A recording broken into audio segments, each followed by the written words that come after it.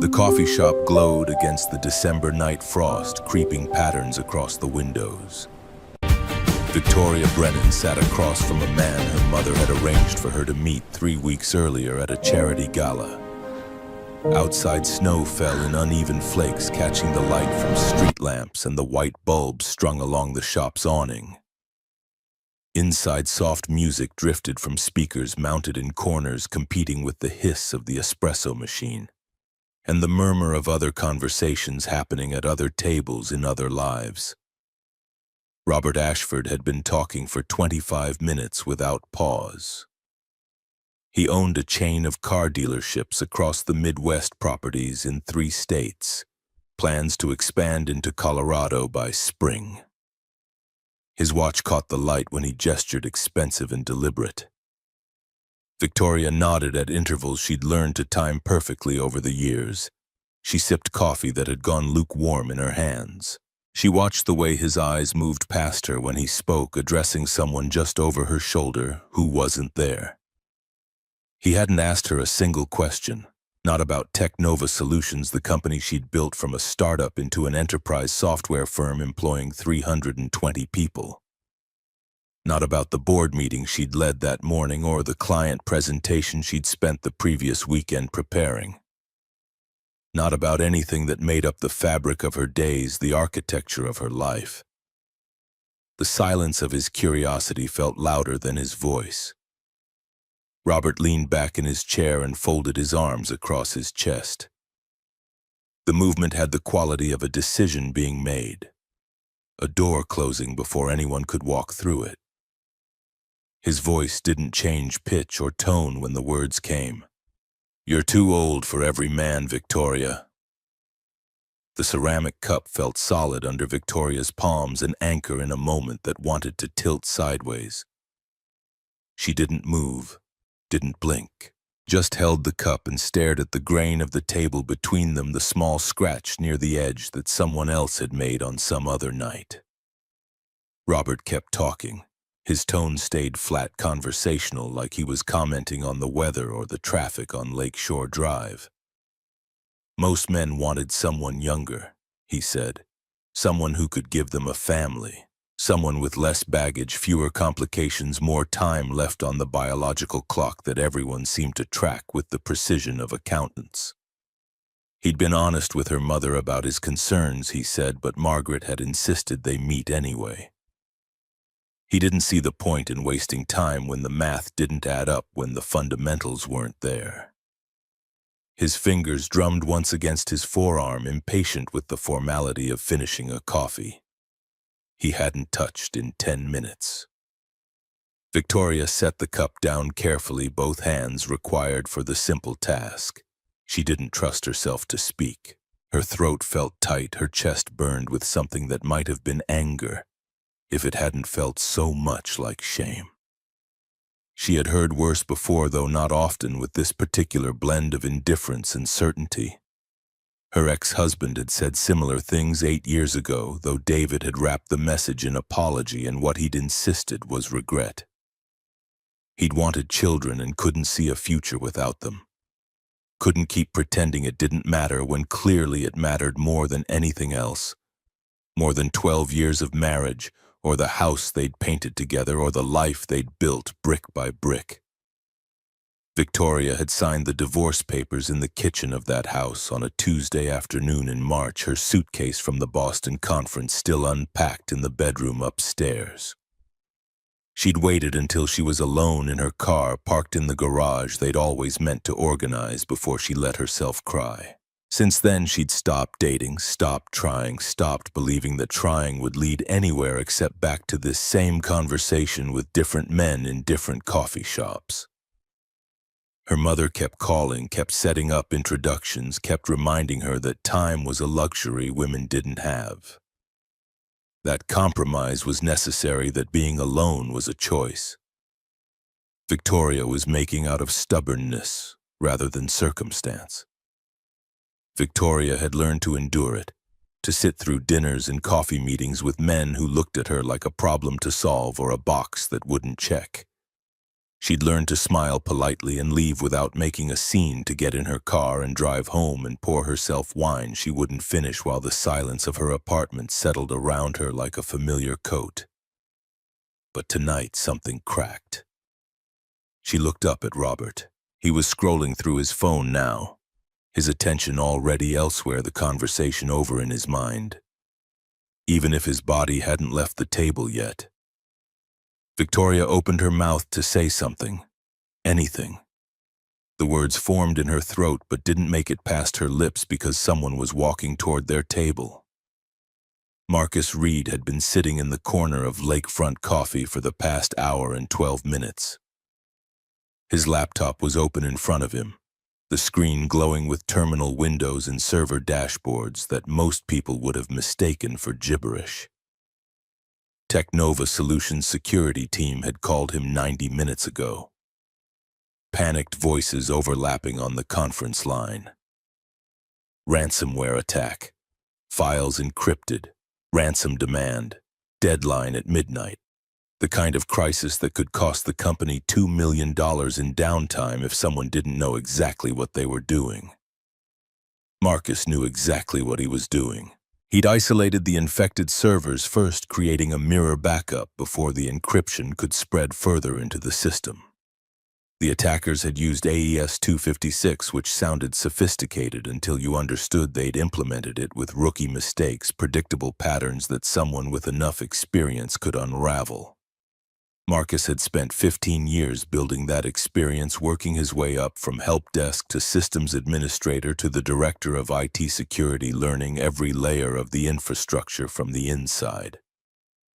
He'd run the decryption sequence from the coffee shop because his apartment was too quiet to work in and the office felt too exposed. Too many people watching him work, asking questions he didn't have time to answer. His daughter Lily was in San Diego with her mother's family for the week-long Christmas break. The apartment echoed without her. Without her drawings covering the refrigerator and her questions filling the spaces between his thoughts, and her presence reminding him that he was a father first, that nothing else mattered as much as that. So he'd come here to the white noise of other people's conversations and the smell of coffee and the anonymous comfort of a public space where nobody knew his name. His phone had lit up 17 minutes ago with a text from the security chief. Crisis averted. Systems restored. Company saved. Marcus had closed his laptop and exhaled for what felt like the first time in 2 hours. That's when he'd noticed the couple 2 tables away. He knew who she was. Everyone at Technova knew Victoria Brennan. She ran board meetings with precision, made decisions fast, and expected results faster. Commanded rooms without raising her voice. People respected her. Some were intimidated by her. Marcus had only spoken to her a handful of times. Usually in passing or during department reviews where he'd present security updates and she'd ask questions that proved she'd actually read his reports. 3 weeks ago, her laptop had crashed in the middle of a board meeting. Marcus had been in the room fixing a network issue when he'd heard the small sound she'd made, frustration and panic mixed together. He'd crossed to her chair, saw the corrupted drive, and spent 15 minutes recovering the presentation data, while the board members waited and checked their phones and pretended not to watch. When he'd handed her laptop back with everything intact, she'd looked at him. Really looked at him. Not the way executives usually glanced at IT staff, seeing the function, but not the person. She'd met his eyes and said his name, her voice quiet but certain. Marcus Reed. I won't forget this. Thank you. Then she'd smiled, brief and genuine, and gone back to her presentation like nothing had interrupted it. Since then, they'd passed each other in hallways sometimes. Eye contact that lasted a beat longer than casual. Small nods of mutual recognition. Nothing that meant anything except that she'd remembered his name and he'd started noticing when she walked past. Now she was sitting across from a man whose voice cut through the ambient noise of the coffee shop like glass breaking. Marcus couldn't hear all of it, but he caught fragments that made his hands tighten on his closed laptop. Too old. Biological clock. Waste of time. He saw Victoria's shoulders stiffen, saw her fingers go white around the coffee cup, saw the way she looked down at the table like she was trying to disappear into it. The man kept talking, his tone flat and bored. He checked his phone. He looked around the shop like he was already planning his exit. Already moving past this moment into whatever came next in his evening. Marcus felt something shift in his chest, a recognition he didn't want, but couldn't ignore. 3 years ago, his ex-wife Stephanie had told him at their kitchen table that he was a good father but a boring husband. Her exact words. She'd been sitting where she always sat, the chair by the window, her hands folded on the table between them like she was at a business meeting. Marcus had been working 60-hour weeks that year, trying to prove himself worthy of promotion, trying to demonstrate value that maybe he'd never had in the first place. "You work too much," Stephanie had said, her voice even and certain. "You're not ambitious enough. You'll never be more than IT support." She'd met someone else, a senior partner at her law firm. Someone with the kind of resume and salary and future that apparently mattered more than 9 years of marriage, or a 7-year-old daughter, or the life they'd built together. Stephanie had announced the divorce at his company's holiday party, walking out with the man while everyone watched, and then pretended they hadn't.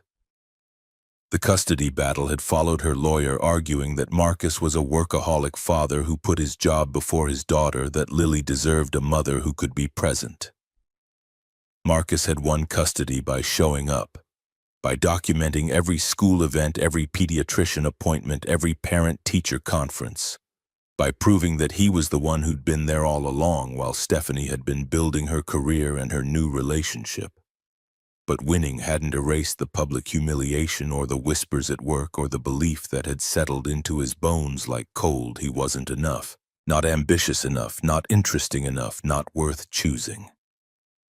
Watching Victoria take verbal abuse from the man across from her felt like watching himself 3 years ago. Someone sitting in silence and taking it because fighting back seemed worse than enduring. Someone whose quiet dignity was being used against them, as if not making a scene was the same as agreeing with the cruelty. Marcus had spent 3 years swallowing that belief, staying quiet, being invisible, making himself smaller so other people could feel bigger. A week ago, he'd been drinking beer with Dave, his friend from high school who worked as an electrician, and Tom, who coached middle school track and had known Marcus since Lily's first day of kindergarten. They'd been at Kieran's pub on Milwaukee Avenue, the Blackhawks game on the TV. Nobody was really watching. "You gotta live for yourself, man," David said, setting his beer down harder than necessary. "Stop proving yourself to Stephanie. She's gone. She made her choice.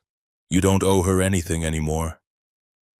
Tom had nodded, his eyes serious behind glasses that were always slightly crooked. "You're the best father I know, Marcus. Don't let anyone tell you different."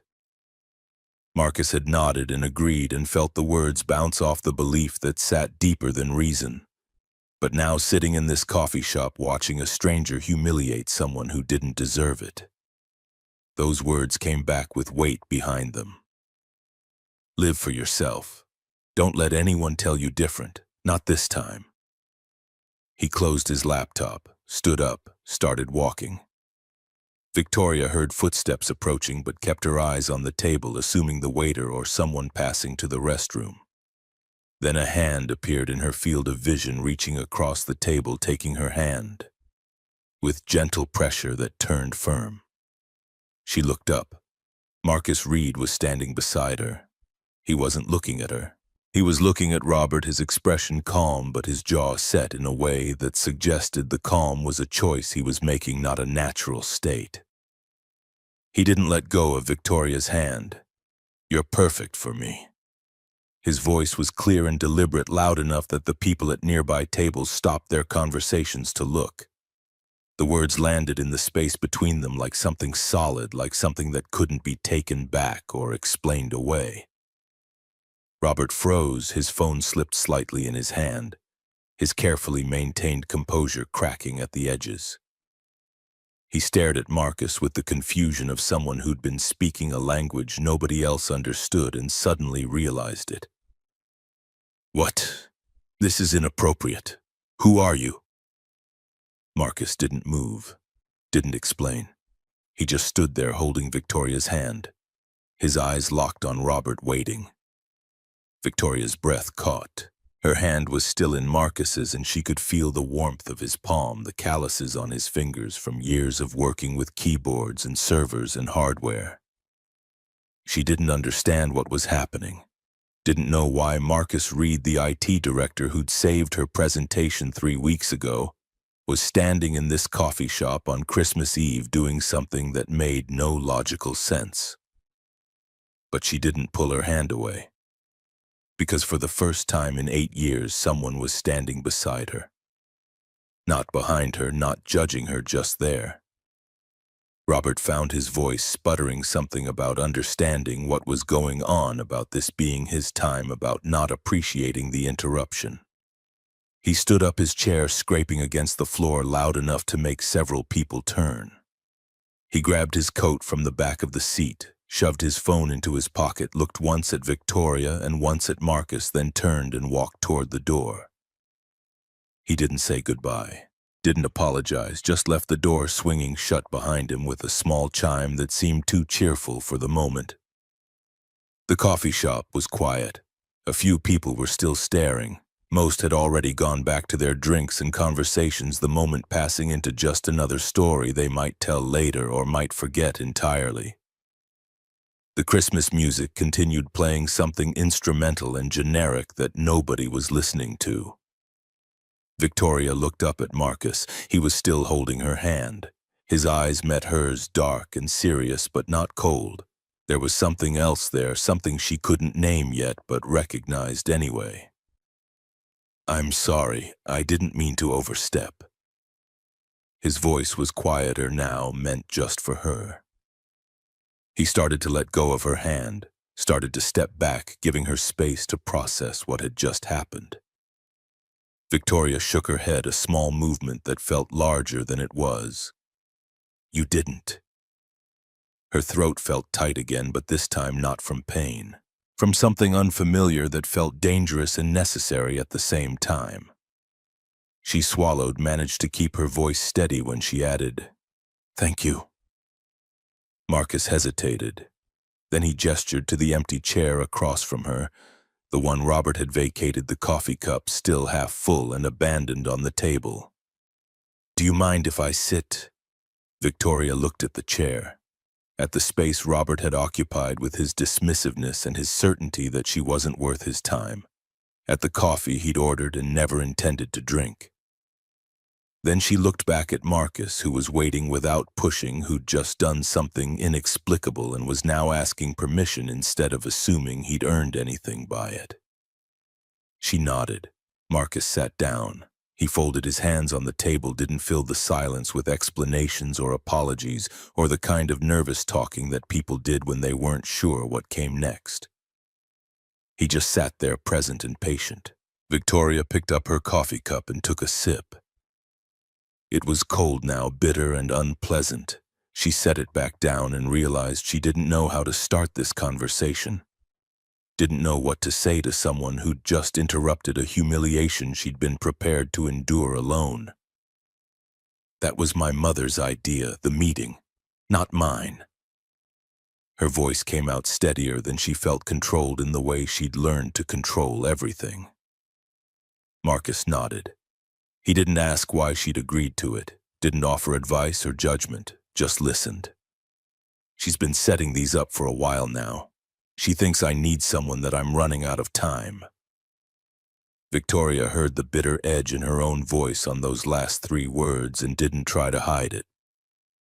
Running out of time. As if her life had an expiration date, as if being 46 meant the important parts were already over. Marcus leaned back slightly in his chair, his posture relaxed, but his attention sharp. "What do you think?" The question surprised her. Most people told her what she should think, what she should do, what compromises she should make. Marcus was asking like her answer actually mattered, like her opinion about her own life was relevant. Victoria looked at him, really looked at him for the first time since he'd sat down. She'd seen him around the office, knew he ran IT security, knew he was good at his job in the quiet way that people were good at things that kept systems running without anyone noticing. But she'd never noticed the lines around his eyes that spoke of exhaustion that went deeper than one late night. She'd never seen the way his shoulders carried tension even when he tried to relax. She'd never observed the faint tan line on his left ring finger where a wedding band used to be. "I think I stopped believing I had a choice a long time ago." The words came out heavier than she'd intended, weighted with 8 years of resignation and the accumulated exhaustion of trying to want things she couldn't have. Marcus was quiet for a moment, his expression thoughtful. "That's not true." Victoria almost laughed. The sound didn't quite make it out, caught somewhere between her chest and her throat. She shook her head. "You don't know me." "No," Marcus agreed, his voice even. "But I know what it feels like to be not enough. Like you've lost before you even started." Victoria's eyes narrowed slightly. She studied him, seeing him differently now, seeing the man behind the professional competence and the quiet efficiency, seeing someone who'd been where she was, who understood the specific gravity of being told you weren't worth choosing. "You're divorced." It wasn't a question. She could see the evidence in the missing ring and the practiced way he spoke about inadequacy and the recognition that had made him cross a coffee shop to defend a stranger. Marcus nodded. 3 years now. Do you regret it?" He thought about that. Really thought about it, his eyes going somewhere else for a moment before coming back to her face. "No, it was the right thing for both of us. But that doesn't mean it didn't hurt." Victoria understood that better than she wanted to. She understood the difference between necessary and painless, between right and easy. She looked down at her hands, at the empty space where her own ring used to be. She'd sold it a year after the divorce, used the money to donate to a women's shelter. It had felt like the right kind of closure, like shutting a door that needed to stay shut. "Why did you do that? Why did you come over here?" Marcus met her eyes. He didn't look away, didn't deflect, didn't offer a comfortable lie that would smooth over the strangeness of what had just happened. Because no one should have to sit through that alone. The simplicity of it hit Victoria harder than elaborate explanations would have. No grand gesture, no hero complex, just basic decency offered without expectation of anything in return. She felt something shift in her chest, something small and fragile but undeniably real. She didn't know what to say, didn't know how to respond to kindness that wasn't asking for anything back. So she just nodded, and for the first time that night she didn't feel alone. The silence between them wasn't heavy. It just was present and patient, the space holding room for both of them. Victoria's hand was still on the table where Marcus had held it. She could feel the ghost of his touch, the warmth that had lingered for a moment before he'd let go. She wanted to pull her hand back, tuck it into her lap, hide the vulnerability that felt too exposed. But she left it there, resting on the table between them, and tried to steady her breathing. Marcus was watching her, not staring, just observing in the way someone did when they were waiting for the other person to decide what happened next. Victoria wasn't used to that. People usually decided for her, told her what she should do, what she should want, what she should accept. But Marcus just sat there, his hands folded, his expression patient, giving her space to just be. It made her uncomfortable, not in a bad way, but in a way that made her realize how long it had been since someone had given her room to exist without expectation or agenda. "I should go." Her voice came out quieter than she'd intended. She started to stand, reaching for her coat draped over the back of her chair. Marcus didn't move. He just looked at her with those steady eyes and said 3 words that stopped her halfway out of her seat. "You don't have to." Victoria stopped. Her fingers gripped the fabric of her coat. She stood there, caught between leaving and staying, between the safety of solitude and the risk of connection. She looked at Marcus, really looked at him, and saw the lines around his mouth that spoke of smiling even when things were hard. The fatigue in his eyes that matched her own. The way he held himself like someone who'd learned not to expect much but still showed up anyway. She sat back down. The coffee shop had emptied out some. Only a few tables were still occupied. A young couple stood near the window, their heads bent close together, whispering. An older man read a newspaper in the corner, turning pages with careful deliberation. The barista wiped down the counter, moving slowly like he was in no hurry to close up. Outside, the snow was falling heavier now, coating the sidewalks and parked cars in a thin white layer that softened the harsh edges of the city. Victoria folded her hands in her lap. She didn't look at Marcus when she spoke, keeping her eyes on the table, on the ring of moisture left by her coffee cup, on the small scratch in the wood near the edge. "My mother means well. She always has.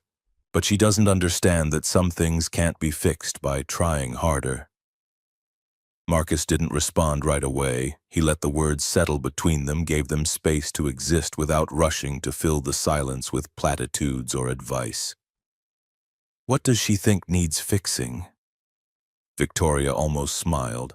Almost, but the expression didn't quite make it to her face. "Me." The word came out flat, factual, like she was reciting something she'd memorized long ago and had stopped questioning. She could feel Marcus's gaze on her, but kept her own eyes on the table, on anything except his face. "I was married once. For 12 years. We were happy. Or I thought we were. We had plans, a house, careers, everything except the one thing he wanted most." She stopped, swallowed, forced herself to keep going because she'd started, and stopping now would be worse than finishing. "I couldn't have children. We tried for years, doctors, treatments, IVF, everything. Nothing worked. And eventually he stopped looking at me the same way. Stopped talking about the future, stopped pretending it didn't matter." The memory came back sharper than she expected. She could see the bedroom, the blue walls they'd painted together one summer, the suitcase open on the bed from her Boston trip. David's face, apologetic but resolute. She'd been holding a folded blouse when he'd said it, when he'd told her he'd met someone younger. Someone who could give him what she couldn't. She'd stood there with that blouse in her hands and felt the floor drop out from under her. He asked for the divorce on a Tuesday. I remember because I'd just gotten back from a conference in Boston. I was unpacking my suitcase when he came into the bedroom and told me he'd met someone younger, someone who could give him a family. Victoria finally looked up at Marcus. His expression hadn't changed. No pity, no judgment, just attention that felt like a gift she hadn't known she needed. "I didn't fight it. I signed the papers, sold the house, started over. And I told myself I was fine, that I didn't need anyone, that I was better off alone." She paused, her throat tight with words that had been building for 8 years. "But my mother doesn't see it that way. She sees a daughter who's running out of time, who's choosing work over family, who's going to end up alone because she's too stubborn to compromise." Marcus leaned forward slightly, his forearms resting on the table, closing some of the distance between them without crowding her space. "Is that what you think? That you're too stubborn?" Victoria considered the question, turned it over in her mind. Tested it against the belief she'd been carrying like a stone in her pocket. "No. I think I'm too tired. Too tired to pretend I'm something I'm not. Too tired to sit through dinners with men who look at me like I'm damaged goods. Too tired to keep hoping that maybe this time will be different." The words came out heavier than she'd intended, landing in her chest where they settled with the weight of truth finally spoken out loud. She looked away, suddenly embarrassed that she'd said so much that she'd opened up to someone she barely knew in a coffee shop on Christmas Eve. But Marcus didn't look uncomfortable, didn't pull back or change the subject. He just nodded slowly like he understood exactly what she meant. "I get that." Victoria glanced at him, waiting. Marcus looked down at his hands, at the place where his wedding ring used to be. The skin there was still slightly lighter than the rest, a pale band that hadn't fully faded even after 3 years. "My ex-wife left 3 years ago. We'd been married for 9 years. We had a daughter. Everything seemed fine. Or maybe I just wasn't paying attention to the things that weren't." He spoke carefully, choosing each word with precision, like he was navigating terrain he'd crossed before but still found difficult. "She wanted more than I could give. More time, more attention, more of me. But I was working 60-hour weeks, trying to keep up with promotions and projects, trying to prove I was worth something. And I missed what was right in front of me." Victoria watched him, saw the way his jaw tightened slightly, the way he kept his voice level even though the words clearly cost him something. "One day she told me she was done, that she'd met someone else, someone who made her feel seen. She left a month later, moved to California, left our daughter with me." He said the last part without bitterness, just fact. But Victoria heard the weight behind it, the responsibility and the loneliness and the fear of failing at the one thing that mattered most. "How old is your daughter?" 7. Her name's Lily. She's smart, funny, asks a million questions." A small smile touched Marcus's face, brief but genuine, transforming his features for a moment before fading back into the more neutral expression he usually wore. "She's with her mother this Christmas. First time in 6 months that Stephanie's had her for more than a weekend." Victoria heard what he didn't say, that he missed her, that the apartment was too quiet without her, that being a single parent meant navigating a constant tension between doing what was best for his daughter and figuring out what was left for himself. "That must be hard." Marcus nodded. "It is. But she's the best thing I've ever done. The only thing I know I got right." The honesty in his voice was almost painful, raw and undefended in a way that made Victoria feel like she was seeing something private, something he didn't show most people. She felt something crack open inside her, some small, protected place she'd kept locked for years. She looked at Marcus and saw someone who'd also been broken, who'd also been left behind, who'd also had to rebuild from nothing. "Why did you come over to my table tonight?" She asked it again, but this time the question felt different, less defensive, more curious. Marcus met her eyes. He didn't look away. "Because I know what it feels like to be told you're not enough, and I couldn't watch someone do that to you without saying something." Victoria's throat tightened. She wanted to say thank you, wanted to tell him it mattered, but the words wouldn't come, so she just nodded and Marcus seemed to understand. They sat in silence for a while. The coffee shop grew quieter as more people left, as the barista started stacking chairs on tables near the back, as the Christmas music switched to something slower and more melancholy. Outside, the snow kept falling, making the world look gentler than it was. Victoria's phone buzzed in her purse. She ignored it. It buzzed again and again. Finally, she pulled it out.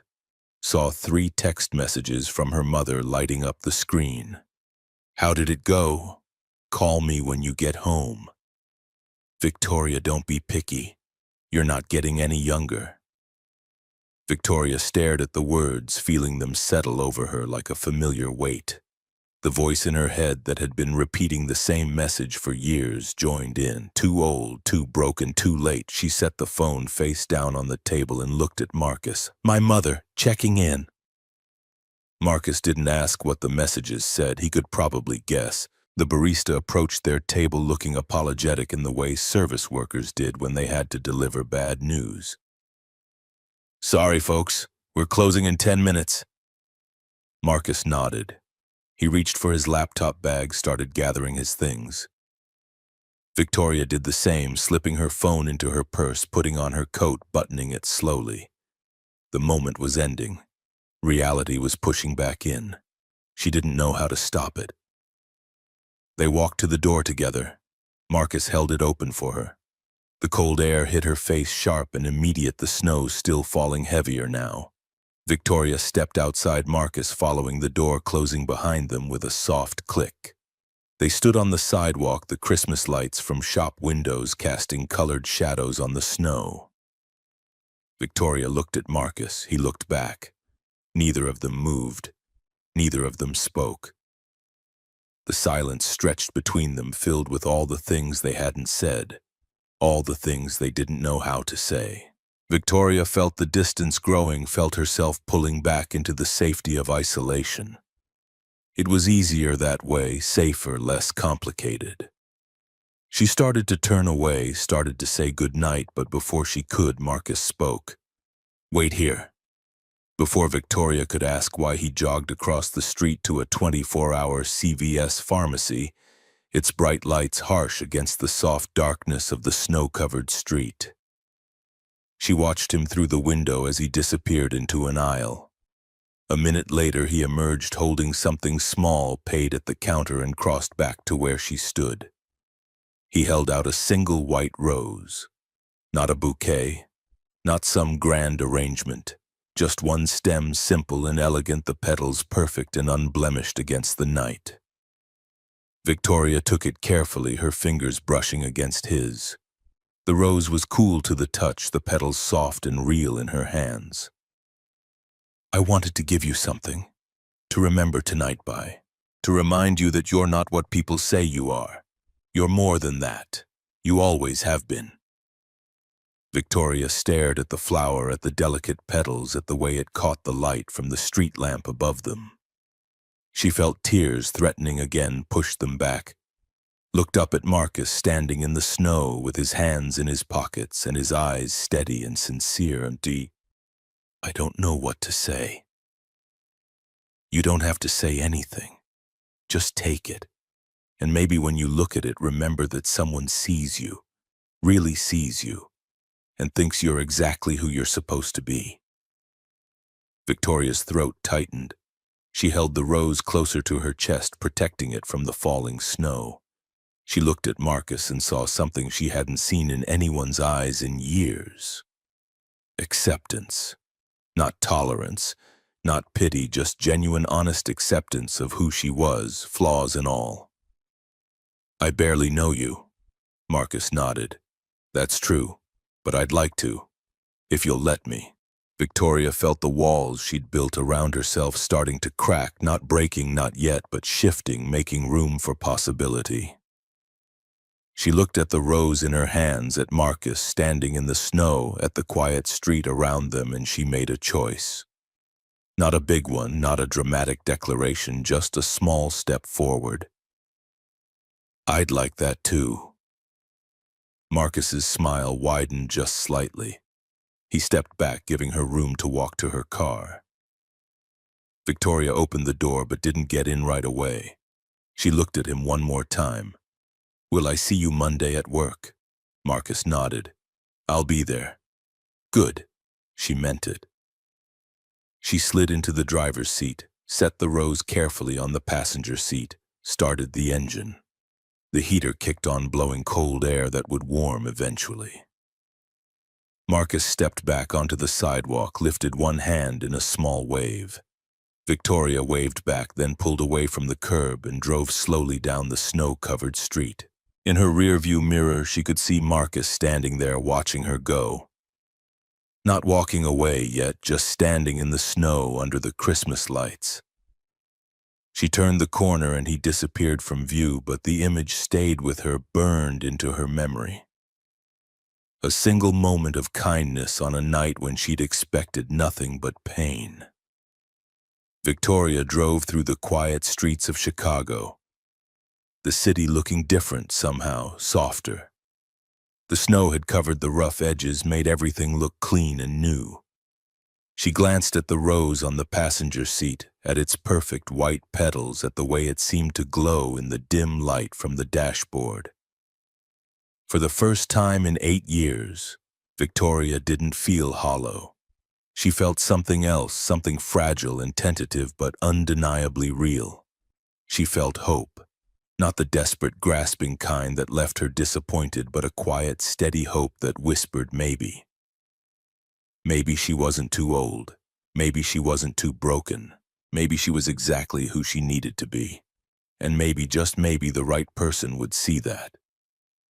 Victoria pulled into her apartment building's parking garage, turned off the engine, and sat in the silence. The rose rested on the seat beside her. She picked it up, held it gently, brought it to her face, and breathed in its faint, sweet scent. Then she got out of the car and walked to the elevator. Rode it up to her floor, unlocked her apartment door, and stepped inside. The apartment was dark and quiet, but it didn't feel as empty as it usually did. Victoria turned on a light, found a small vase in the kitchen cabinet, filled it with water, placed the rose inside, and set it on the counter where she would see it every morning. She stood back and looked at it, at the way it stood tall and beautiful in the simple glass vase, at the way it transformed the space around it just by being there. Victoria pulled out her phone, looked at the messages from her mother still waiting unread. She could respond, could explain, could defend herself, but she didn't. Instead, she opened a new message, typed quickly before she could second-guess herself. "Thank you for tonight, for the flower, for seeing me. I'm glad you were there." She sent it to Marcus, watched the message deliver, set her phone down on the counter. She didn't know if he would respond right away, didn't know what would happen next. But for the first time in a long time, she wasn't afraid of the uncertainty. She was just present in this moment with this flower, with this small, fragile hope growing in her chest. Marcus stood in his own apartment across town, Lily's drawings covering the refrigerator door, like always, her artwork the only color in the space. His phone buzzed. He pulled it out, saw Victoria's name on the screen, read the message twice. He typed back carefully, choosing words that felt right. "You don't have to thank me, but I'm glad I was there too. Sleep well, Victoria." He sent it, set the phone down, and smiled for the first time in months. A real smile, one that reached his eyes and made his face feel warm. He looked around the apartment at the space that felt less empty somehow, and thought about Monday morning, about seeing Victoria at work, about what came next. The snow continued falling over Chicago, blanketing the city in white, softening the edges of buildings and cars and streets. In separate apartments across town, 2 people lay in their beds thinking the same thought. What happens when we see each other at work? Victoria wondered if she'd just made everything complicated. Marcus wondered if he'd just risked his career. But underneath the worry was something else, something neither of them had felt in years. The possibility that maybe this time would be different, that maybe taking a risk was worth it, that maybe they deserved more than settling for less than they wanted. The city slept around them, the Christmas lights still blinking in windows, the snow still falling, and somewhere between the silence of Victoria's apartment and the quiet of Marcus's, a connection had formed. Fragile and new and uncertain, but real. And that was enough for now. Monday morning arrived with the kind of clarity that made everything harder. Victoria sat at her desk by 7:30, the white rose in its small vase positioned where she could see it without having to turn her head. She'd moved it from the kitchen counter to her office first thing, a decision she was already questioning. The flower felt like evidence of something, though she wasn't sure what crime had been committed or who would care enough to investigate. Email notifications stacked up in the corner of her screen. Board meeting at 10, quarterly review. Gerald Thornton would be there, and Gerald Thornton never missed an opportunity to question her judgment. She sipped coffee that tasted more bitter than usual. and tried to focus on the revenue numbers that should have felt like victory. 18% growth in Q4, 3 major client wins, market share expanding in a contracting economy. None of it felt as solid as it should have. Her phone sat face down on the desk, Margaret's unanswered messages from Saturday night still waiting for acknowledgement. Victoria had learned that ignoring her mother was like ignoring weather. It didn't stop the storm from coming, just delayed when it hit.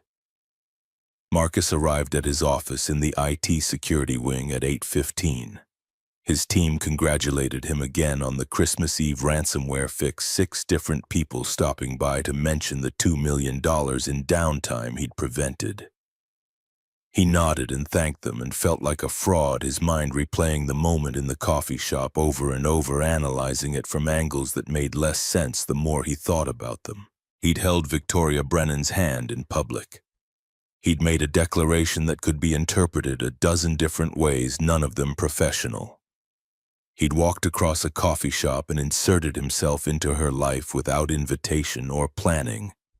And now he had to see her in a building where she was CEO, and he was just another employee whose job could disappear with a signature. His phone showed one text message sent early this morning, from Victoria. Just 4 words. "See you at 10. Not a question, not an explanation, just information delivered with the efficiency he'd observed in board meetings when she was cutting through unnecessary debate to reach decisions. He typed back 3 words, "I'll be there," then deleted it and typed instead, "Looking forward to it," then deleted that too and settled on, "Yes." He hit send before he could overthink it further. The elevator at 9:45 was where reality crystallized into something inescapable. Victoria stepped in, heading to the 10th floor for the board meeting. 2 other people were already inside, someone from marketing and someone from HR. The doors started to close. Then a hand caught them and Marcus stepped in. Their eyes met for exactly 2 seconds. Victoria's expression shifted through surprise into something more controlled, professional distance reasserting itself like muscle memory. "Good morning, Marcus." Her voice carried the tone she used in department reviews, polite and impersonal, the weekend erased from her inflection. "Good morning, Ms. Brennan." He matched her formality instinctively, the Mr. Reed and Ms. Brennan barrier snapping back into place with the ease of habit. But those 2 seconds of eye contact said everything the words didn't. The elevator dinged. Victoria exited on 10. Marcus stayed inside, heading to 12, where the server room lived. The marketing employee was staring at her phone. The HR person was reading something on a tablet. Neither had noticed anything because there was nothing to notice except 2 co-workers being excessively polite on a Monday morning. Marcus's chest felt tight until the elevator doors closed again. The conference room on 10 smelled like the expensive coffee someone always ordered for board meetings, dark roast from a local place that charged twice what it was worth. Victoria took her seat at the head of the table, presentation materials. Arranged in front of her, the quarterly numbers ready to speak for themselves. Gerald Thornton sat 3 chairs down, 62 years old and built from old money and older resentments. He'd voted against her CEO appointment 4 years ago and made sure everyone knew it regularly. The meeting started on schedule. Victoria presented Q4 results with the kind of precision that usually shut down questions before they formed. Revenue growth, client retention, market position strengthening, projected Q1 numbers that exceeded the board's expectations by margins that should have made them smile. Thornton waited until she finished before leaning back in his chair. "Strong numbers, Victoria, though I have to wonder if your focus has been somewhat divided lately." The room got quieter. Other board members shifted in their seats, recognizing the setup for what it was. "My focus has been exactly where it needs to be, on company performance, which the numbers demonstrate." Victoria kept her voice level, professional, giving him nothing to grab onto. Thornton smiled the way people smiled when they had ammunition they were about to use. "I heard an interesting story this weekend from Robert Ashford, old friend of mine, golf buddy. He mentioned a rather awkward coffee meeting on Christmas Eve." Victoria felt ice form in her stomach but kept her expression neutral. "My personal life is separate from company business." "Is it because Robert mentioned you were meeting with employees inappropriately, in public, which raises questions about judgment, about boundaries, about whether personal entanglements might be affecting your professional decisions?" The other board members were watching now, some with curiosity, some with the careful neutrality of people waiting to see which side would win before choosing their own position. Victoria met Thornton's eyes directly. "I was on my own time in a public space having a conversation with another adult. Nothing about that meeting violated company policy or affected my ability to do this job, which again the numbers prove." Thornton shuffled papers in front of him, making a show of considering her response. "Perhaps, but perception matters, Victoria. Leadership requires not just competence, but the appearance of sound judgment. When the CEO is seen in situations that raise eyebrows, it reflects on all of us, on the company's reputation, on shareholder confidence." He let that hang in the air, the implied threat clear. Victoria forced herself to breathe steadily, to not react, to give him nothing he could use. The meeting continued for another 40 minutes, but the damage was done. She could see it in the way other board members avoided her eyes, in the careful way they phrased their questions, in the silence that followed Thornton's comments like confirmation. By 2 o'clock, Victoria was back in her office with the door closed and a headache building behind her eyes. Her assistant Kelly buzzed through on the intercom. "Marcus Reed from IT is here, says it's urgent." Victoria's stomach dropped. "Send him in." Marcus entered and closed the door behind him. He didn't sit down, just stood there looking like he hadn't slept well, his tie slightly loose. His jaw set in that way she'd seen Saturday night when he'd been deciding whether to act or walk away. "I heard about the board meeting. Someone from finance told me what Thornton said. News travels fast. Too fast." Marcus crossed to her desk, his hands in his pockets like he didn't trust what they'd do otherwise. "Victoria, I'm sorry. I didn't think about the consequences, about how it would look, about what it could cost you." The apology landed wrong, making her anger spike in a way that surprised them both. "Didn't think about what? That I'm CEO and you report to me, that this looks like favoritism or poor judgment or any of a dozen other things the board already questions me about every day, that my authority gets challenged constantly, and now I've handed them ammunition." Her voice was sharper than she intended, the frustration of the morning pouring out in his direction because he was there and safe, and somehow part of the problem, even though he'd been trying to help. Marcus took it without defending himself, just stood there and let her words hit him like he deserved them. "You're right. I was selfish. I saw you hurting and I acted without thinking about what it would mean for you. If you want me to transfer departments or resign, I understand." That stopped her. Victoria looked at him, really looked at him, and saw someone willing to sacrifice his career because he'd made a mistake, trying to do something decent. The anger drained out of her as fast as it had risen, leaving exhaustion in its place. "No, that's not what I want. I'm not angry at you, Marcus. I'm angry at the situation, at the fact that I spent 20 years building credibility and one moment gets it questioned." She sat down suddenly, exhausted, and gestured to the chair across from her. Marcus sat, his posture careful, like he was trying to take up less space. "What do you want to do?" The question was simple and devastating. Victoria looked at the rose on her desk, at the reminder of Saturday night, at the possibility it represented. I don't know. What I want and what I should do feel very different right now. What do you want? She met his eyes, saw genuine concern there, genuine question, no agenda behind it. I want to not feel like I have to choose between being happy and being respected. Marcus leaned forward slightly. Then we make this work, properly. We document everything. Keep the relationship separate from work. No favoritism. I decline any opportunities that come from knowing you, but we don't hide. We don't sneak. We're honest. If people have problems, we face them, together.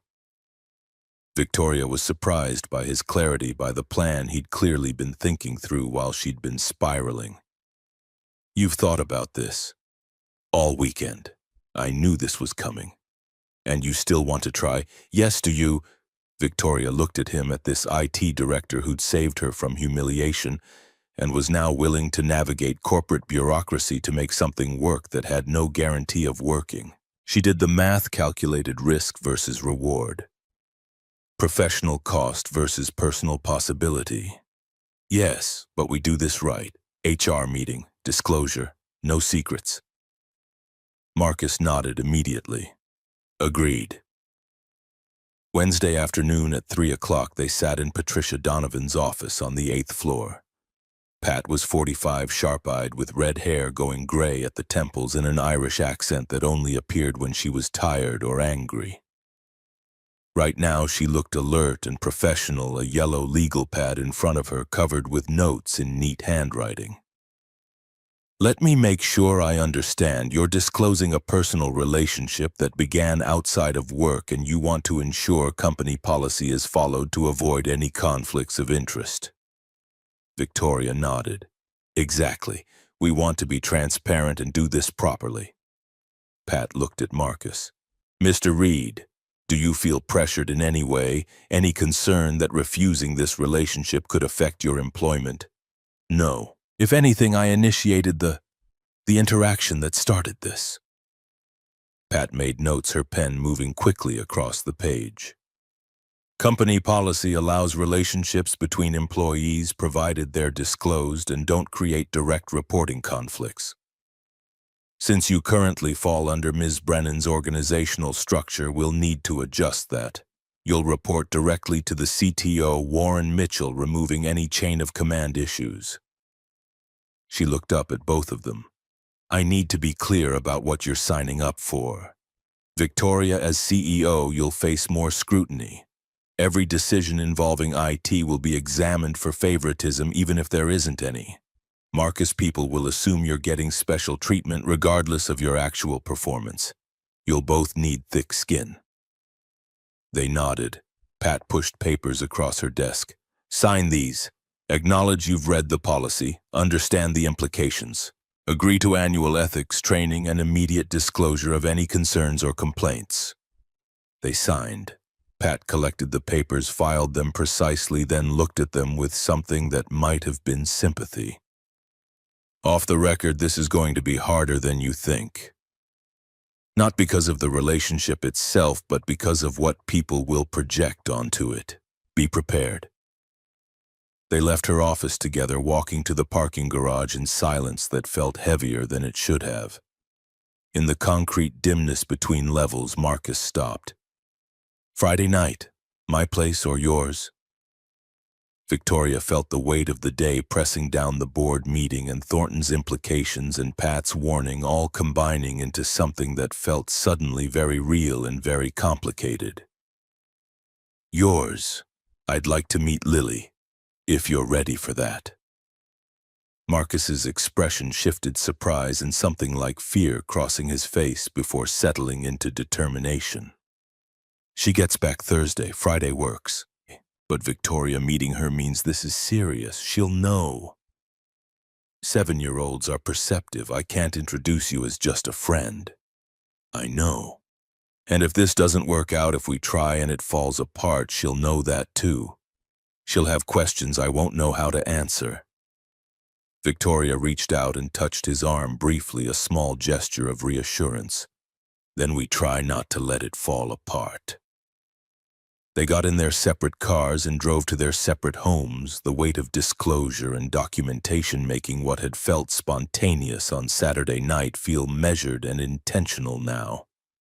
Neither of them was sure if that made it more real or just more fragile. Thursday evening, Margaret Brennan arrived at Victoria's apartment without warning. The doorbell rang at 7:15. Victoria opened the door to find her mother standing in the hallway wearing a designer coat and carrying a Hermes bag and an expression that promised confrontation. "We need to talk." Margaret walked in without waiting for invitation, setting her bag on the entryway table with the kind of precision that suggested she'd be staying until she got what she came for. Victoria closed the door and followed her mother into the living room. "Robert called me. He was quite upset, said you embarrassed him, that some man publicly claimed you in front of other people. Robert said I was too old for any man. I didn't embarrass him.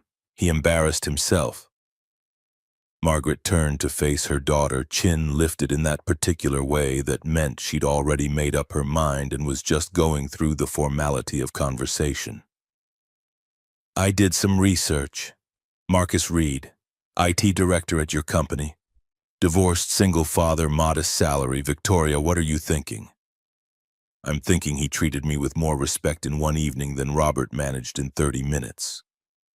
Respect doesn't pay bills or provide social standing. You need stability, someone from your world, someone who understands the life you've built." Victoria felt something harden in her chest, frustration crystallizing into clarity. "I have stability. I built it myself. What I need is someone who sees me as a person, not a resume or a status symbol or a biological failure." Margaret's eyes flashed hurt and anger mixing together. "I want you to be happy, but love isn't enough. You need practical considerations, resources, position. Robert was your last good option at your age. After 46, Victoria men want younger women. That's reality. Then maybe I'm done with reality and ready to try something that actually feels real." They stared at each other across the living room, years of similar arguments hanging between them like old smoke. Margaret picked up her bag with decisive finality. "If you pursue this, don't expect me to support it. Our social circle will talk. People will question your judgment. You're making a mistake you'll regret." She left without saying goodbye, the door closing with the kind of quiet that felt louder than slamming. Victoria stood in the sudden silence of her apartment, her mother's words echoing in the space Margaret had just vacated. The old voice in her head agreed with everything Margaret had said. Too old, wrong choice, headed for regret. But another voice, newer and stronger, pushed back against the old certainty. Victoria picked up her phone and called Marcus. He answered on the second ring. "Hey, everything okay? My mother just left. She knows about us. She's not happy." Silence for 3 heartbeats. Then Marcus's voice, steady and certain. "Do you want me to come over?" Victoria surprised herself by answering without hesitation. "Yes, please." 40 minutes later, Marcus arrived with Chinese takeout and an expression that suggested he'd been expecting this call since Saturday night. They sat on her couch with containers open between them. The mundane domesticity of shared food somehow more intimate than any conversation they'd had so far. Victoria told him everything Margaret had said. All the objections and warnings and predictions of social disaster. Marcus listened without interrupting his chopsticks, moving slowly through lo mein while she talked. When she finished, he set his container down and looked at her directly. "She's not wrong about some things. I'm not wealthy. I do have a daughter to consider. Socially, we're from different worlds, but facts aren't the whole truth." He shifted closer, closing some of the distance between them. "The truth is, I see you. Not CEO Brennan. Victoria. The woman who gets nervous before board meetings even though she's brilliant, who drinks coffee cold because she forgets it's there, Who saved my career last year when that server crashed and you didn't blame me even though you could have. Victoria felt tears threaten and pushed them back. You remember that? I remember everything about you.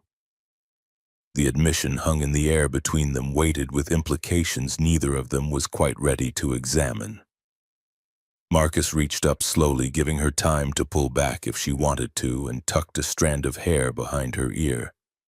His hand lingered there, warm against her skin. I don't care what your mother thinks, or Thornton, or anyone else. I care what you think. Victoria leaned into his touch without meaning to, her body making decisions her mind was still calculating. I think I'm scared, but I'm more scared of not trying. They kissed, then slowly at first, tentative and careful, then deeper as the uncertainty gave way to something more certain.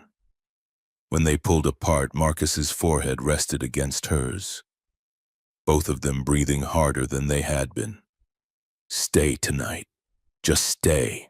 Her voice came out quieter than she intended, vulnerable in a way she hadn't been with anyone since David. Marcus nodded against her forehead. I'm not going anywhere.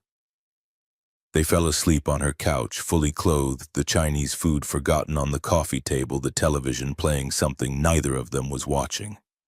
It wasn't dramatic or cinematic. It was just two people finding comfort in not being alone.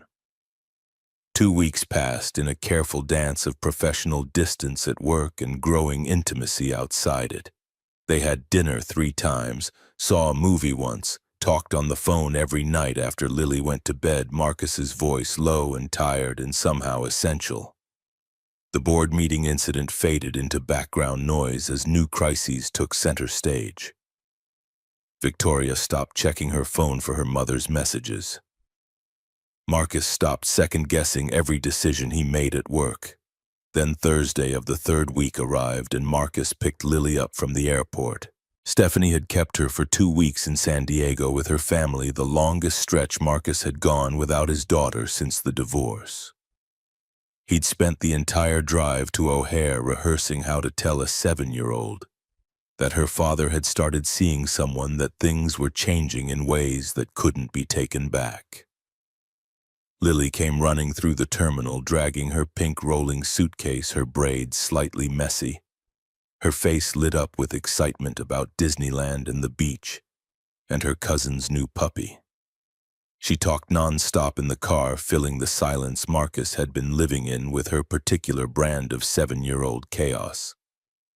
He let her talk, soaking in her voice, her presence, the reminder of what mattered most.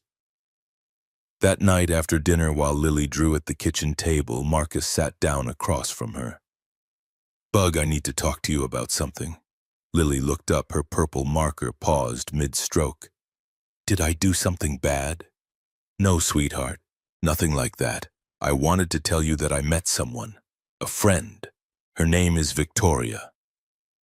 Lily's eyes got sharp the way they did when she was processing information. A friend or a girlfriend? Marcus couldn't help smiling. Maybe girlfriend. Would that be okay? Lily shrugged in that elaborate way children did when they were pretending not to care about something they absolutely cared about.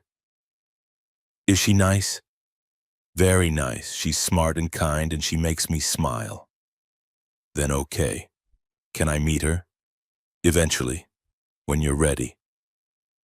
Lily went back to her drawing, but Marcus could see the wheels turning in her head. Questions forming that she wasn't ready to ask yet. That night at bedtime, when he tucked her in and turned off the light, her small voice stopped him at the door. Daddy, if you have a girlfriend, will you still have time for me? Marcus's heart cracked. He sat back down on her bed, taking her hand in his. Lily Bug, you are the most important person in my life. Always. Nobody changes that. Ever. Promise. Promise. She hugged him tight, her small arms fierce around his neck.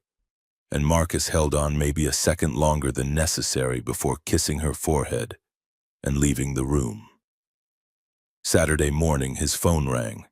Stephanie's name on the screen made his chest tighten before he even answered.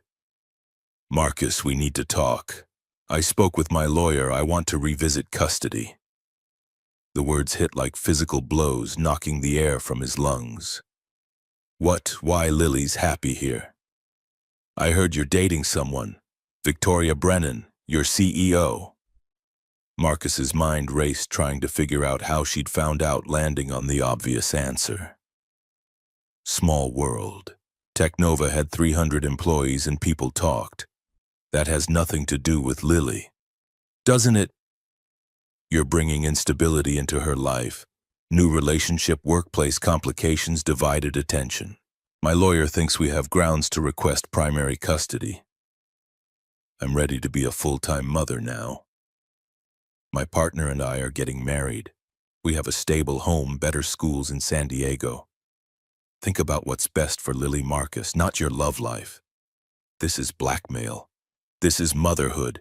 Prove to me this relationship is serious and stable, or I file paperwork next week.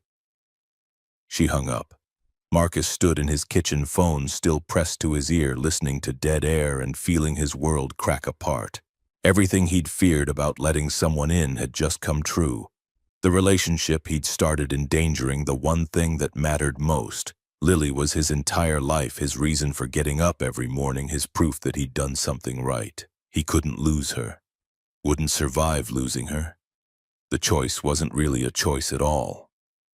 He called Victoria that evening, his voice flat and exhausted when she answered.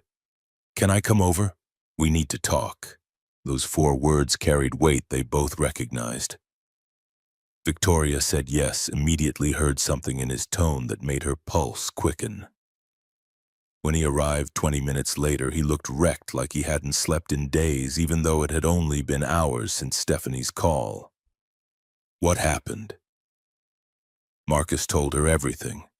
The call, the threat, the ultimatum.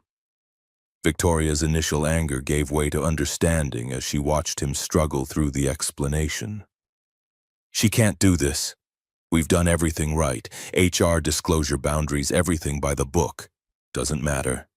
She'll argue workplace stress, relationship instability, her better resources. And maybe she's right. Maybe bringing you into Lily's life is selfish when everything's still so new and uncertain. Victoria saw where this was going, felt it approaching like weather you could smell on the wind before the storm arrived. Say it. Marcus's voice broke on the words. I can't lose Lily. She's my whole life. This thing between us, it's real. It's the realest thing I've felt in years, but I can't risk my daughter for it. Not yet. Not when it's this new and she can use it against me. I'm sorry, Victoria. I'm so sorry. Victoria felt her heart crack, but forced herself to nod, to understand and not make this harder than it already was. You're a good father. The best. Lily is lucky to have you. I don't want to lose you. But you will. For her. And that's exactly why this mattered. Marcus left 20 minutes later, both of them knowing it was over before it had really begun. Victoria closed the door and slid down it to the floor, finally letting the tears come. Across town, Marcus drove home and sat in his parked car outside his apartment building, his hands gripping the steering wheel like it was the only solid thing left, and tried to breathe through the weight of choosing between 2 impossible options. Monday morning, Victoria faced an emergency board meeting where Gerald Thornton called for a vote of no confidence. She defended herself with Q4 numbers and professionalism and the kind of steel control that had gotten her this far. The vote split 4-3 in her favor, barely, and Thornton's parting words echoed in the conference room long after the meeting ended. This isn't over. Victoria sat alone in her office afterward, victorious and hollow, staring at the white rose on her desk that had started to wilt. She'd won the battle and lost the war, kept her job, and given up the possibility of something that might have been worth more than any title. The rose was dead by Wednesday. She still couldn't throw it away. The days after Marcus walked away stretched into a week that felt like punishment for wanting something. Victoria buried herself in work, arriving before the sun and leaving after the cleaning crew started their rounds. Her apartment became a place to shower and change clothes, nothing more. The rose on her desk turned brown at the edges, petals curling inward like something dying slowly in public view. She told herself she'd throw it away tomorrow. Tomorrow became a week. The week became a routine of avoidance. Kelly knocked on her office door Friday afternoon carrying coffee Victoria hadn't asked for but desperately needed. Her assistant had stopped commenting on the hours, the skipped lunches, the way Victoria's suits hung looser than they had 2 weeks ago. "Ms. Brennan, did you hear Marcus Reed gave notice?" The words arrived like news from another country, information that should have felt distant but instead detonated in Victoria's chest. She kept her face still, her voice level, years of executive training kicking in automatically. "What's the timeline?" 2 weeks, taking a VP position in Seattle, global IT security. Warren Mitchell tried to counteroffer, but he'd already made his decision. Kelly set the coffee down and left without waiting for response. Victoria stared at her computer screen, seeing nothing, the text blurring into meaningless patterns. Seattle, 2,000 miles away. The distance felt both impossible and like exactly what she deserved for believing anything could be different this time. She picked up her phone, then set it down. Picked it up again. Opened a new message and stared at the blank screen until the words stopped mattering and she closed the app without typing anything. What could she say that wouldn't sound like begging or blaming or both? He'd made his choice. She'd told him she understood. Understanding didn't stop it from feeling like something vital had been removed from her body without anesthesia. The dead rose stared at her from its vase. Victoria grabbed its stem and all and threw it in the trash can beside her desk. The action felt both necessary and wrong, like amputating something that might have healed given enough time. She didn't look at the trash can for the rest of the afternoon. Marcus picked Lily up from school Tuesday at 3:15, the spring sunshine feeling accusatory in its brightness. His daughter climbed into the back seat, her backpack sliding off one shoulder, her hair escaping from the ponytail he'd attempted that morning. She was quiet during the drive home, staring out the window at Chicago sliding past in its usual chaotic patterns. "Daddy, are you sad?" The question came from the back seat, small and certain in the way 7-year-olds were certain when they'd already worked out the answer. Marcus glanced at her in the rearview mirror. "Just tired, bug. You've been tired since Christmas." The observation landed with more accuracy than Marcus wanted to acknowledge. He pulled up to a red light and turned to look at her properly. "Yeah, I have been. Is it because of the girlfriend, Victoria?" Hearing her name in his daughter's voice felt like touching a bruise he'd been trying to ignore. Marcus considered lying, decided Lily deserved better. "Sort of. Grown-up things got complicated. Because of Mommy." The light turned green. Marcus drove, buying time to figure out how to explain adult failure to someone who still believed problems had solutions if you just tried hard enough. "Partly. And work. And other things that are hard to put into words." Lily was quiet for 3 blocks. Then her voice came again, smaller this time, like she was afraid of the answer. "Do you love her?" Marcus pulled into their parking space, turned off the engine, and twisted in his seat to face his daughter. Her eyes were wide and serious behind the glasses she hated wearing but needed. "I think I could have. If things had been different." "Then why did you stop?" "Because I love you more. You're my priority. You're what matters most." Lily unbuckled her seatbelt and leaned forward between the front seats. Her small face scrunched in concentration the way it got when she was working through a problem in math class. "Daddy, Mommy told me something once. She said love isn't about choosing. It's about making room." Marcus felt something shift in his chest, understanding arriving too late to help, but early enough to hurt.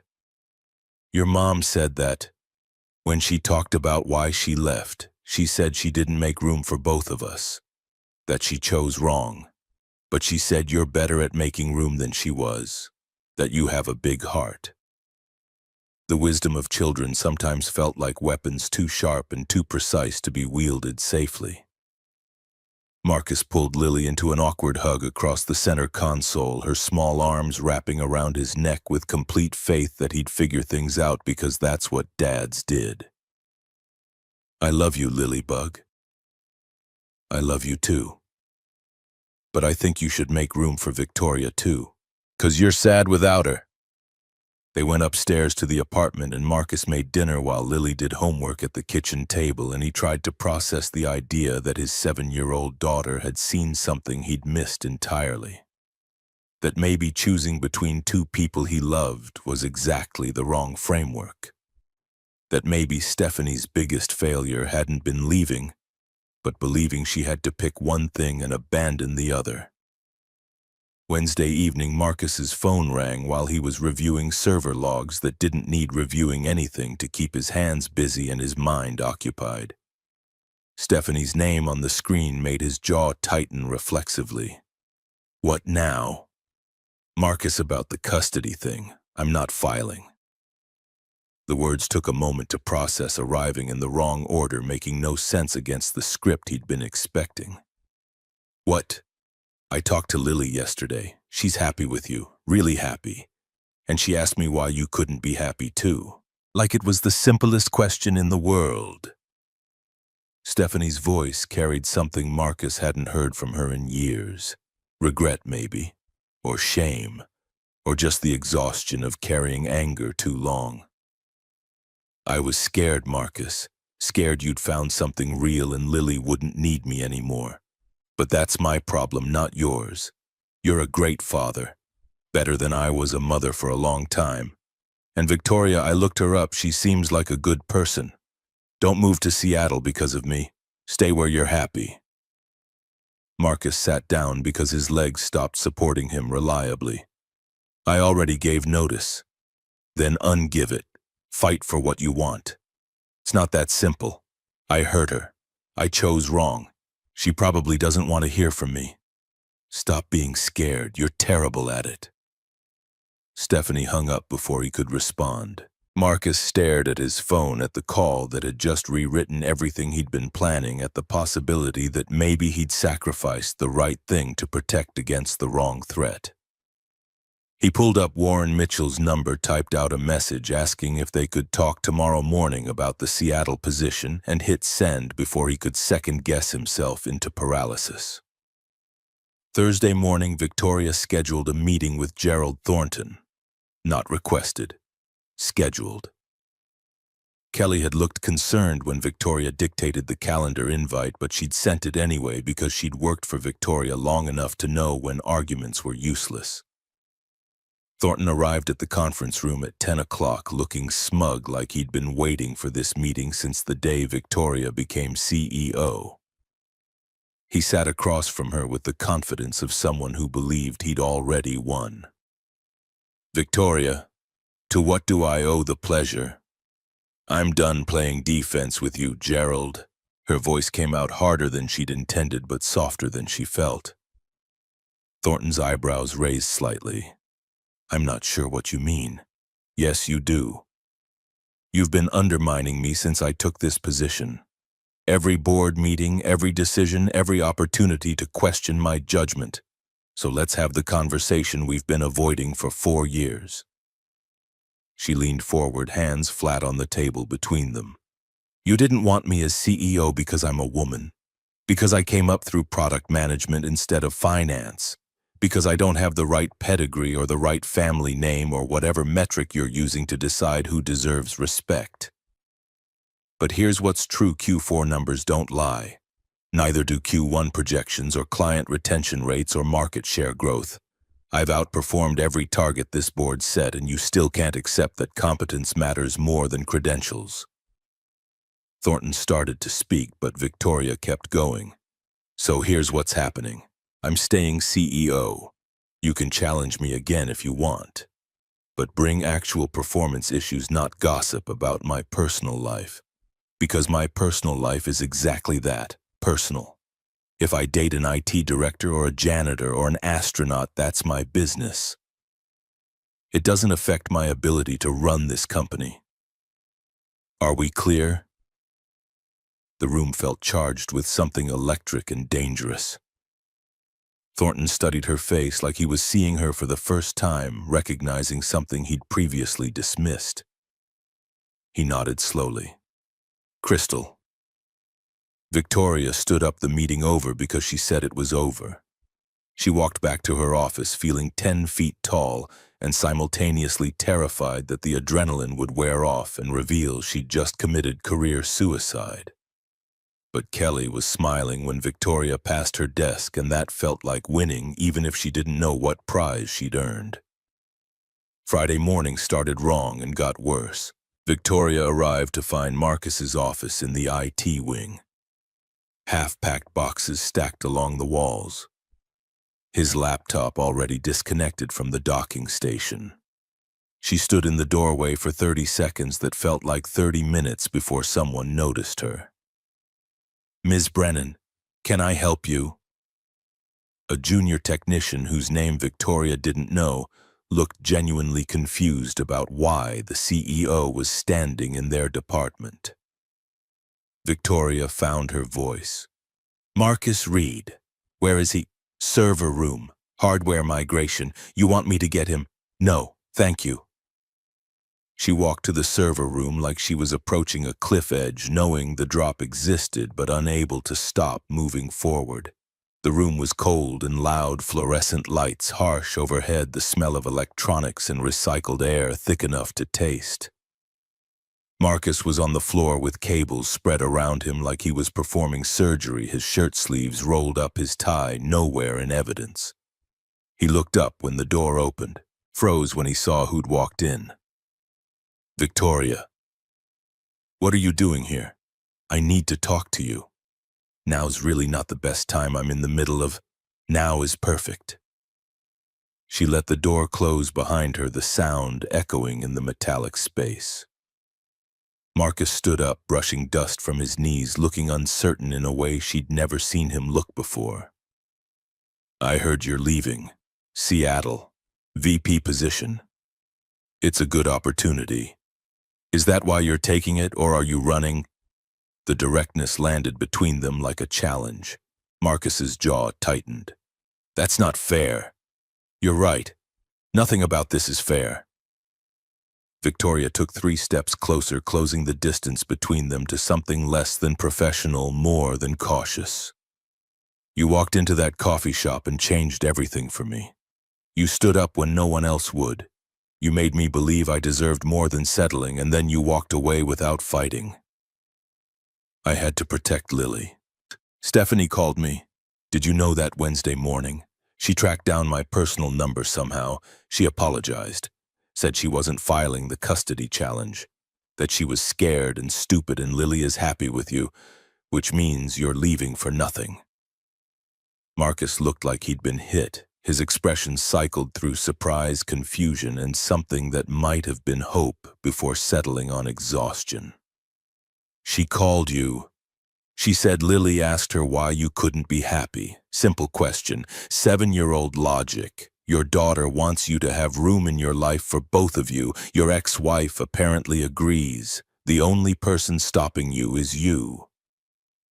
The machinery hummed around them, filling the silence while Marcus processed information that should have arrived days ago but hadn't. Victoria watched him struggle with it, saw the moment the walls he'd built started cracking. I'm scared. Scared of messing this up. Scared of letting Lily down. Scared that you'll realize I'm exactly what everyone said I am. Not enough. Victoria closed the remaining distance between them. I'm scared too.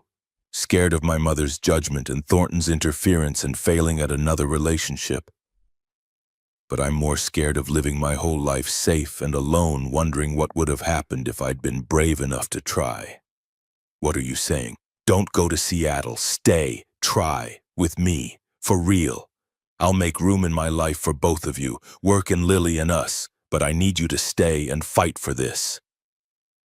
Marcus reached out slowly, his hand finding her face, thumb brushing her cheek like he was checking if she was real. I never accepted the Seattle position. I told Warren I needed time to think. Called him yesterday and withdrew my name. I was trying to figure out how to fix things when Stephanie called. Relief and frustration hit Victoria simultaneously. So we're both idiots. Apparently.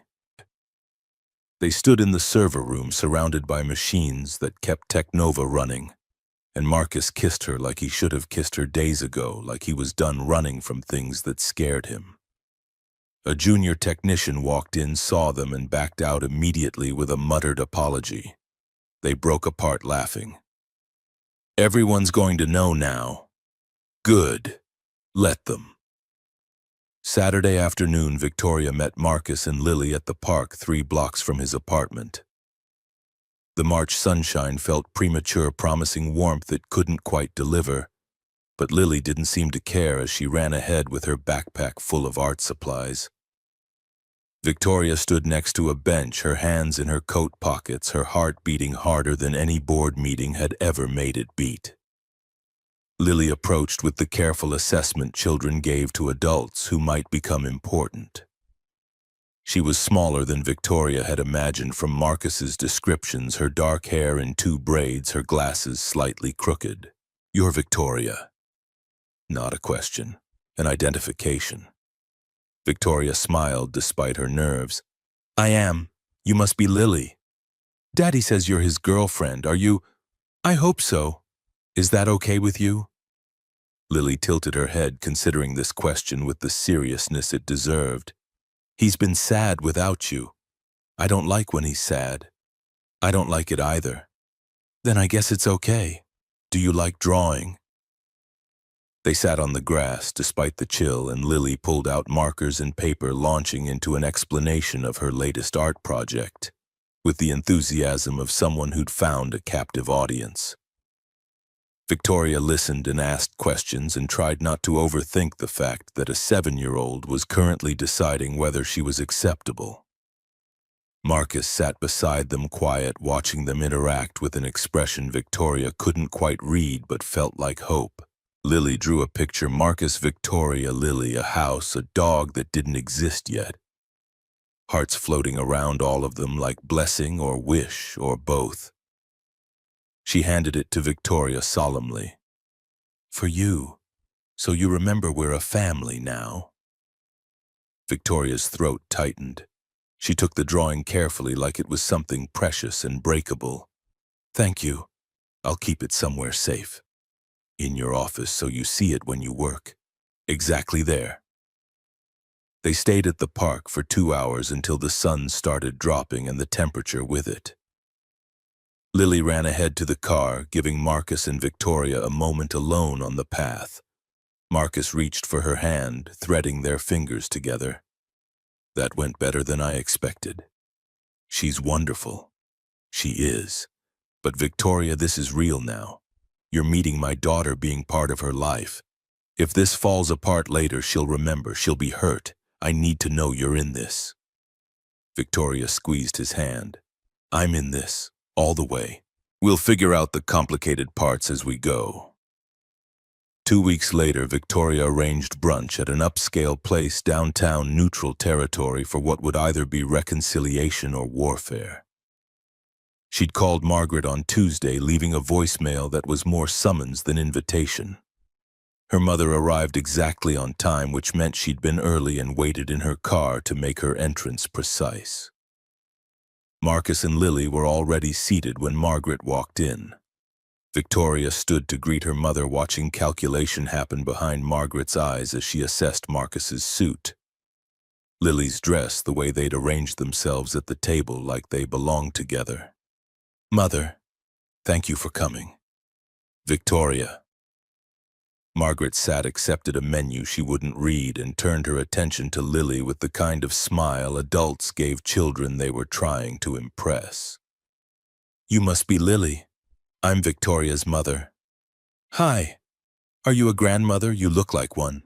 The bluntness of children's observations landed in the middle of the table like a grenade with the pin pulled. Marcus looked mortified. Victoria fought not to laugh. Margaret's expression shifted into something softer. I suppose I am old enough to be one, yes.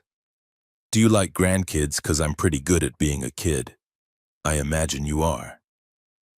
The brunch proceeded with the careful choreography of people trying not to trigger explosions. Margaret asked Marcus about his background with the precision of a prosecutor establishing motive. He answered honestly, not hiding his self-taught career or his divorce or his modest origins. Margaret watched Lily with something that might have been curiosity or might have been judgment. When Lily excused herself to go to the bathroom and Marcus followed to help, Margaret turned to Victoria. He's not what I imagined. What did you imagine? Someone taking advantage, but I see how he looks at you, how she looks at both of you. This is serious. Victoria nodded, waiting for the other shoe to drop. I still think you deserve someone from your world, someone with your education and resources, but I see you're happy. That counts for something. It wasn't approval. It wasn't blessing. It was the smallest possible acknowledgement that maybe Victoria's choices weren't complete disasters. Victoria took what she could get. It's enough, Mother. It's a start. They finished brunch with the kind of civility that passed for peace in their family. Margaret left with a stiff hug and a promise to call soon. Marcus, Victoria, and Lily walked to Navy Pier afterward, let Lily ride the carousel twice. Bought overpriced ice cream they didn't finish. It felt normal in a way nothing had felt normal in months. 6 months passed in the strange acceleration time took when life was finally moving in the right direction. Victoria taught Lily about business during Friday night dinners at her apartment, explaining what CEOs did in language a 7-year-old could understand. Marcus taught Victoria to cook, standing behind her in the kitchen, correcting her knife technique and making her laugh when recipes went wrong. Lily drew, constantly filling both apartments with crayon portraits of their expanding family that now included a dog they hadn't gotten yet, and a house they didn't live in together yet. Work settled into a new rhythm. Marcus reported to Warren Mitchell, directly eliminating any appearance of favoritism.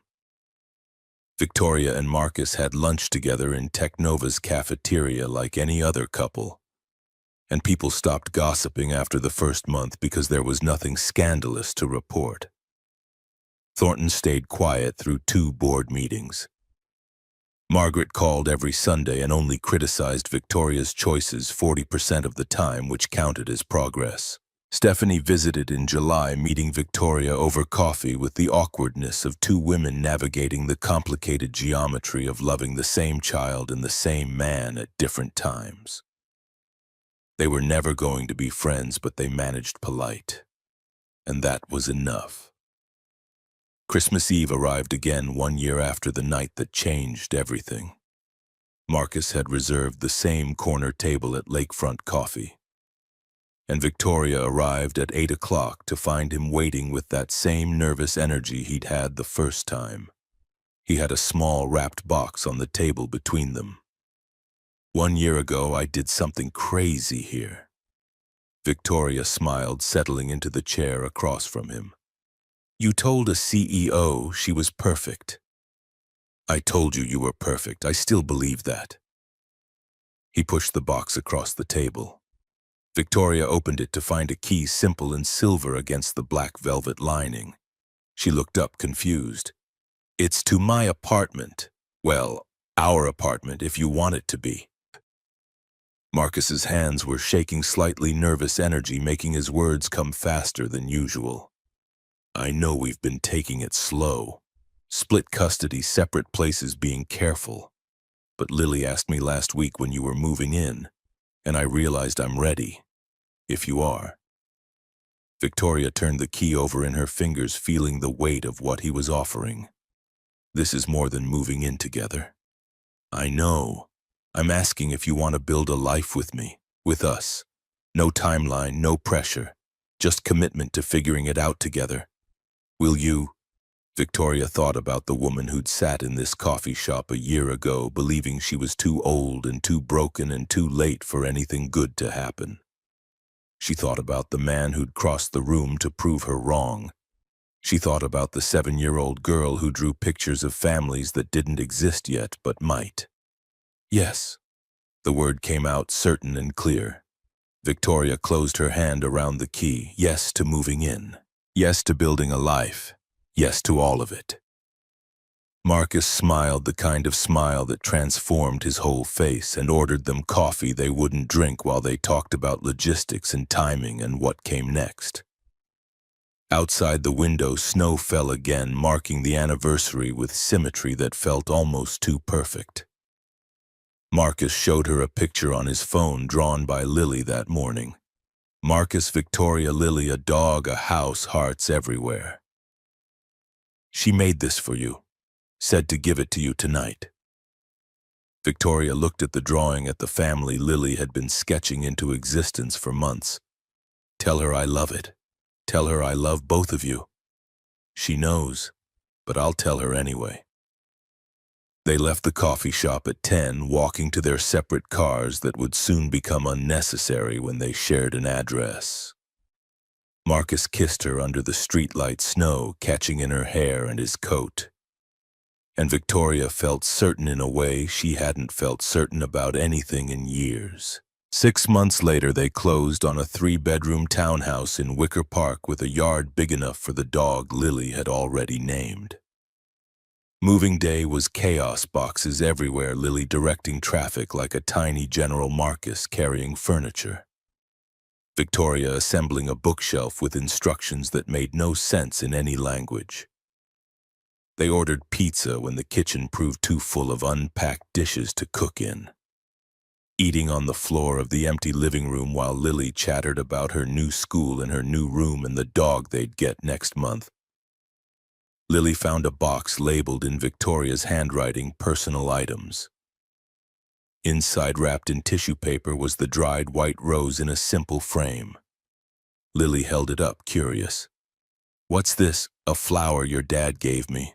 The night we met. It's dead, though, but it's beautiful. It reminds me of something important. What? That beautiful things can last if you take care of them. Marcus helped Victoria hang the frame in the living room, centered above the couch where everyone would see it. Lily stepped back to admire their work. Now everyone knows the story. Exactly. They finished unpacking the essentials by midnight. Lily fell asleep on the couch between them, exhausted from excitement and moving boxes. Marcus carried her to her new room, tucking her into a bed that hadn't been slept in yet, but would become familiar soon enough. He came back to find Victoria standing in front of the framed rose. Her arms crossed, a small smile on her face. Think we can actually do this? We already are. They stood in their new home, surrounded by boxes that would become their shared life. And Victoria thought about all the years she'd spent believing her story was over, that the good parts had already passed. She thought about the moment a stranger had crossed a coffee shop to tell her she was wrong. She thought about the daughter who'd drawn them into existence before reality caught up. She thought about love arriving late and messy and complicated and absolutely worth fighting for. Through the window, Chicago's skyline glowed against the night sky.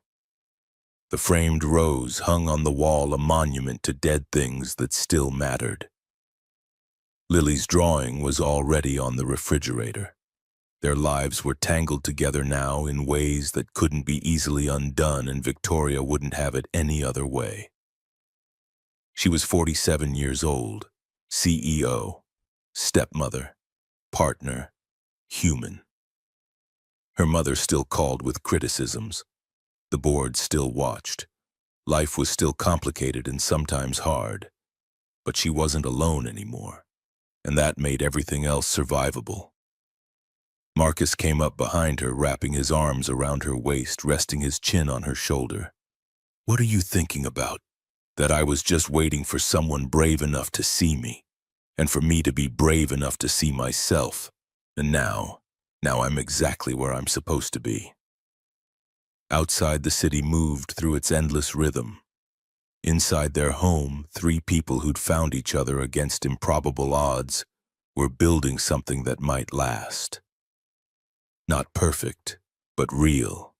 Not easy, but worth it. Victoria closed her eyes and leaned back into Marcus's warmth, and felt for the first time in more years than she could count completely certain that she'd made the right choice.